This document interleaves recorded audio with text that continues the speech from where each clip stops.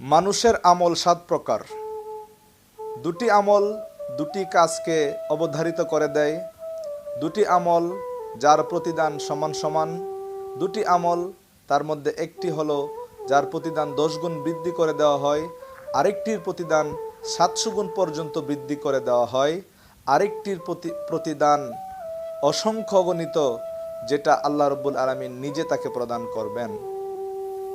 যে দুটি আমল একটি অপরকে অবধারিত করে দেয়, শিরক মুক্ত ইবাদত যেটা বন্দাকে ইমানদারকে জান্নাত অবধারিত করে দেয়, আর দুর্ভাগ্যক্রমে যারা শিরকের সাথে জড়িত তাদের শিরক তাকে জাহান্নাম অবধারিত করে দেবে। আর যে দুটি আমলের প্রতিদান সমান সমান, কোনো মুসলমান যদি দুর্ভাগ্যক্রমে গুনাহে লিপ্ত হয়, ওই গুনাহের সমপরিমাণ প্রতিদান তাকে দেওয়া হবে।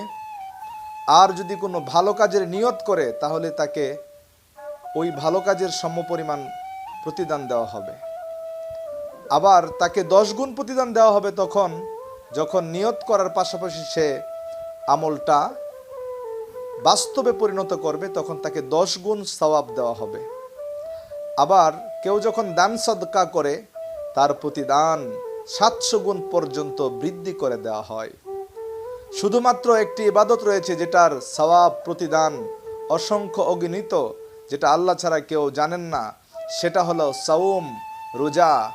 আল্লাহর আইন মেনে যারা সিয়াম সাধনা পালন করবে তাদের প্রতিদান আল্লাহ রাব্বুল আলামিন নিজে প্রদান করবেন, যেটার সংখ্যা অসংখ্য অগণিত।